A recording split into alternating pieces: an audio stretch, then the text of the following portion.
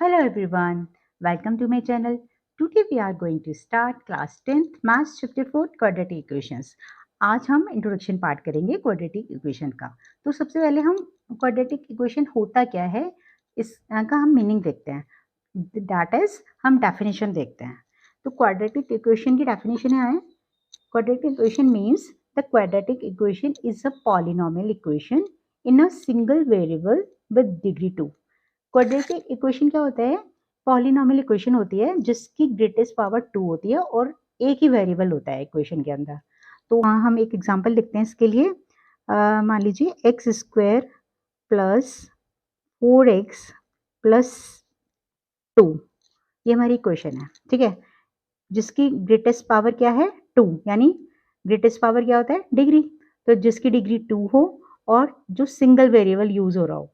तो यहाँ पर एक देखो सिंगल वेरिएबल यूज हो रहा है ना, एक्स, कोई और दूसरा वेरिएबल नहीं है, तो इसे बोलेंगे हम क्वाड्रेटिक इक्वेशन।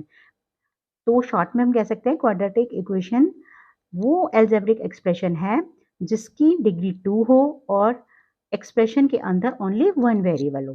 ठीक है, क्लियर हो गया आपको? डेफिनेशन क्या है क्वाड्रेटिक इक्वेशन की? What is meaning of quadratic equation? तो इसके मेन टू थिंग्स क्या हैं? It is an algebraic expression with degree 2, मतलब अलजेब्रिक एक्सप्रेशन है जिसकी डिग्री 2 है।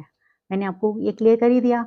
Every quadratic equation has two solution. तो जब हम क्वाड्रेटिक इक्वेशन को सॉल्व करेंगे तो जो एक्स वेरिएबल है उसकी वैल्यूज 2 आएंगी, तो इसे बोलेंगे quadratic equation has two solution only. जिसकी पावर 2 होती है तो उसकी 2 वैल्यूज आती हैं, राइट? क्लियर हो गया आपको?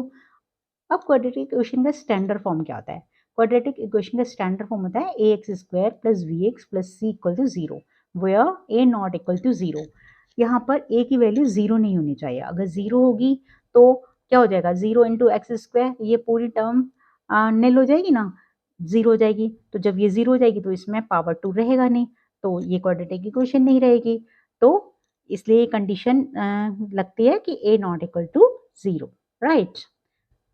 नाउ अब क्वाड्रेटिक इक्वेशन को सॉल्व करने के टू वेज हैं आपके, यानी आप क्वाड्रेटिक इक्वेशन को सॉल्व करने के टू मेथड्स हैं। तो कौन कौन से मेथड्स हैं? Factorisation method and using quadratic formula.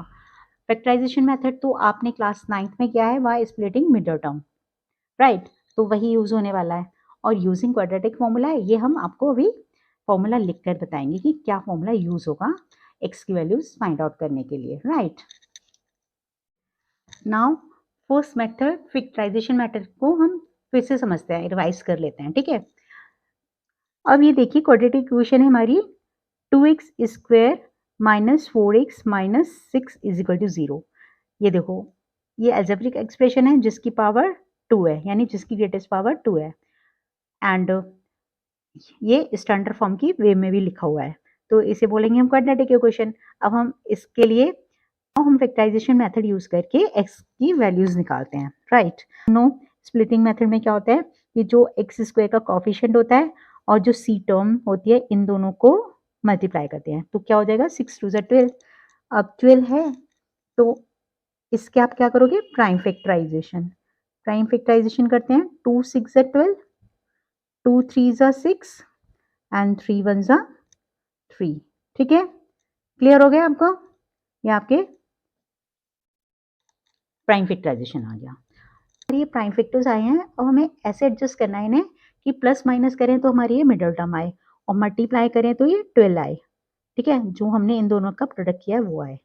तो देखते हैं क्या आ रहा है। 3 2 6, 6 में से आप 2 माइनस करोगे तो 4 आ जाएगा ना, तो देखते हैं आ रहा है या नहीं आ रहा है। नाउ 6 हमने इनको मल्टीप्लाई किया, 3 2 6, 6 माइनस 2 4 आता है ना, बीच वाला टर्म आ रहा है ना, मिडल टर्म। तो 6 माइनस 2 करेंगे तो हमारा 4 आ गया, एंड अगर इन्हें मल्टीप्लाई करेंगे तो 12 आ गया। कंडीशन दोनों राइट है ना? तो हम लिख लेते हैं इन्हें। 2x स्क्वायर को एज इट इज कॉपी करेंगे और 4x की जगह हम क्या लिखेंगे? Minus 6x plus 2x। हम बड़े वाले नंबर्स को माइनस रखेंगे क्योंकि हमें माइनस का 4 बचाना है, और छोटे वाला नंबर 2 है उसको प्लस रखेंगे।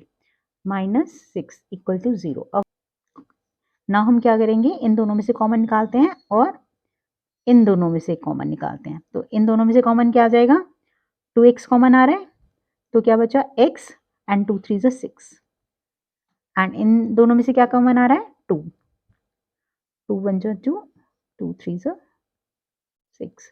अब देखो ये हमारे दोनों ब्रैकेट सेम आ रहे हैं ना, x minus three x minus three, तो इट मीन्स हमने जो स्प्लिटिंग द मिडल टर्म किया है वो राइट किया है, नहीं तो रॉन्ग होता अगर ये हमारे ब्रैकेट सेम नहीं होते तो। अब हम क्या करेंगे, ये जो दो कॉमन नंबर्स लिए हैं उनको मिला के एक ब्रैकेट बनेगा 2x प्लस 2, और जो दोनों जो ब्रैकेट सेम आए उसमें से एक ब्रैकेट लिखेंगे हम, x minus three equal to 0। Now either 2x plus 2 equal to 0 और x minus three equal to 0, क्योंकि ये पूरी इक्वेशन क्या है, इक्वल टू 0 है, तो इट मीन्स इन दोनों में से या तो ये फैक्टर 0 है या ये फैक्टर 0 है, तभी तो ये पूरा 0 होगा। ठीक है, तो हम इक्वल टू 0 करके x की वैल्यूज निकाल रहे हैं, तो ये क्या हो जाएगा हमारा, 2x is equal two plus 2 right hand side जाएगा तो -2 हो जाएगा, तो x की वैल्यू क्या हो जाएगी, -2/2। अब हम इसे डिवाइड करेंगे तो -1 आएगा। इसी तरीके से यहाँ पर -3 को राइट हैंड साइड लेकर जाएंगे तो ये माइनस है प्लस हो जाएगा, तो हमारी x की वैल्यूज आ गई -1 एंड 3। क्लियर हो गया, हमने ये फैक्टराइजेशन मेथड से x की वैल्यूज निकाल ली। ठीक है, नाउ अब हम क्वाड्रेटिक फॉर्मूला समझते हैं। नाउ अब हम x की वैल्यूज निकालेंगे बाय यूजिंग क्वाड्रेटिक फॉर्मूला। तो क्वाड्रेटिक फॉर्मूला होता है आपका x को फाइंड आउट करने के लिए x is equal to minus B plus minus root B square minus 4ac upon 2a। और अब यहाँ पर a क्या है, b क्या है, c क्या है, आपको पहले ऑलरेडी आपने 9th क्लास में किया हुआ है, फिर से मैं आपको रिवाइज करवा देती हूँ। इसके लिए जो एक्स स्क्वायर का कॉफिशिएंट है ये हमारा a है, तो हम लिख लेते हैं a is equal to 2 and b is equal to -4, जो x का कोफिशिएंट है वो हमारा b होता है, यानी b इज इक्वल टू -4, और जो विदाउट वेरिएबल टर्म होती है उसे बोलते हैं कांस्टेंट टर्म, और जो c होता है वो हमारी कांस्टेंट टर्म होती है, यानी c is equal to -6। Clear हो गया इतना। अब हम यहाँ पर जो a b c है वो ये जो वैल्यूज हमने निकाली हैं ये है, तो अब आपको समझ आ गया क्वाड्रेटिक फॉर्मूला में ए बी सी यूज हो रहे हैं, तो वो कौन से ए बी सी हैं।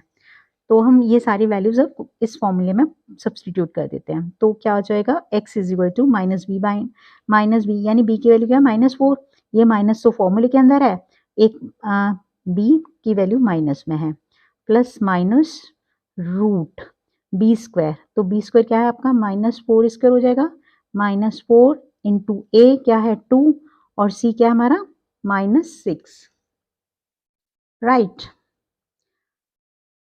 तो और ये हमारा 2a, 2a, a की वैल्यू क्या है 2। Now minus into minus plus बन जाएगा, +4 हो गया, प्लस माइनस और ये 4 का स्क्वायर क्या होगा 16, एंड इन तीनों को मल्टीप्लाई करेंगे तो क्या होगा 4 2 ज़ा 8, 8 6 ज़ा 48,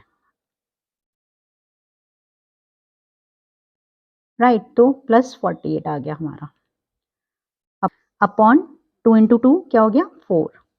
क्लियर हो गया इतना।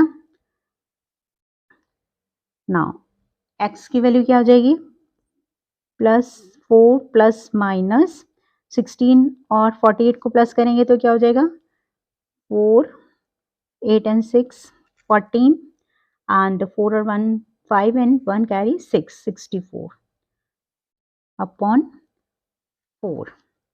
Now x is equal to 4 plus minus 64 किसका रूट होता है 8 का,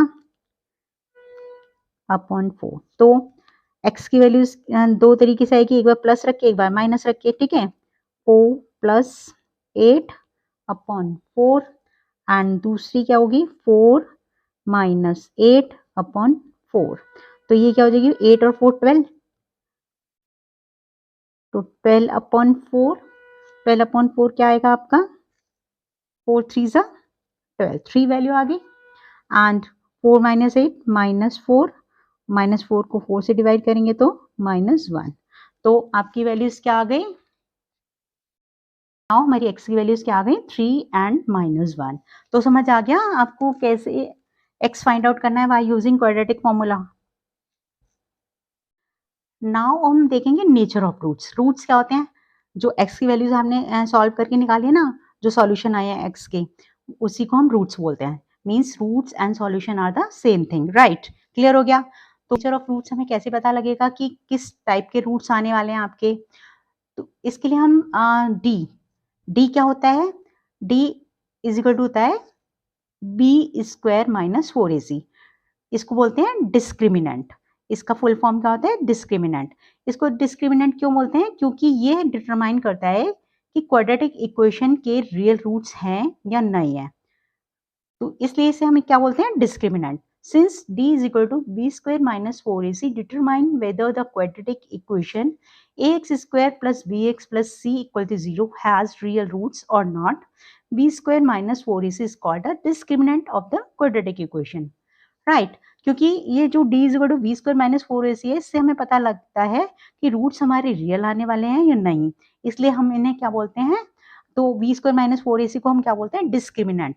और डिस्क्रिमिनेंट को हम डी लेटर से डिनोट करेंगे। D greater than equal to 0 आता है, यानी बी स्क्वायर माइनस 4ac की वैल्यू फाइंड आउट करेंगे। वो अगर हमारी 0 से बड़ी आती है तो हमारे टू डिस्टिंक्ट रियल रूट्स निकलेंगे, यानी जो x की वैल्यूज आने वाली हैं। और जब बी स्क्वायर माइनस 4ac को कैलकुलेट करेंगे और उसकी वैल्यू इक्वल टू 0 आती है तो हमारे टू इक्वल रूट्स आएंगे। मीन्स x की जो दो वैल्यूज आती है वो उनकी दोनों वैल्यूज के आंसर सेम आएंगे, यानी दोनों वैल्यूज सेम आएंगी। और जब d की वैल्यू लेस देन 0 होगी, यानी नेगेटिव वैल्यू होगी, तो हमारे no real roots. Right? Clear हो गया आपको नेचर ऑफ रूट्स? तो इसके लिए आपको 3 पॉइंट्स लर्न करने हैं। When d greater than 0, two distinct real roots, d equal to 0, two equal roots, and d less than 0, no real roots. Right? इस और ये d पता करने के लिए आपको b square minus 4ac calculate करना है। क्लियर हो गया आपको अच्छे से? अगर नहीं क्लियर हुआ है तो please watch the video again. और अगर आपको मेरी एक्सप्लेनेशन अच्छी लगी है तो प्लीज़ वीडियो को लाइक करें, शेयर करें एंड अच्छे-अच्छे कमेंट्स दें। और अगर आप मेरे चैनल पर नए हैं तो please subscribe to my channel and don't forget to press the bell icon for watching new videos. Thank you.